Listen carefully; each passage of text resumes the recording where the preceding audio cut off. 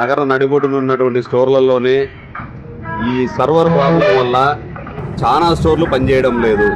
ప్రజలు తీవ్ర ఇబ్బందికి గురవుతున్నారు. ఎందుకంటే ఒకసారి పని చేస్తే ఒకసారి పని చేయకోకుండా ప్రజలు 20 మంది 30 మంది వచ్చి కాసుకొని వెనక్కి పోతూ తీవ్ర ఇబ్బందులకు గురవుతున్నారు.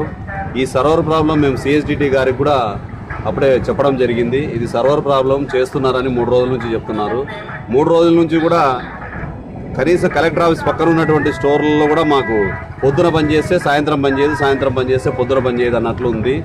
ఈ సర్వర్ ప్రాబ్లం గురించి మేము అధికారుల దృష్టికి తీసుకోవడం జరిగింది. దీన్ని దృష్టిలో పెట్టుకొని త్వరగా ఈ కంప్లైంట్ని రెక్టిఫై చేస్తే మేము ప్రజలకు అందుబాటులో ఉండి ప్రజలకు ఇది చేస్తాం. లేకపోతే ప్రజల నుంచి మాకు ఇబ్బందులు ఎదురవుతున్నాయి.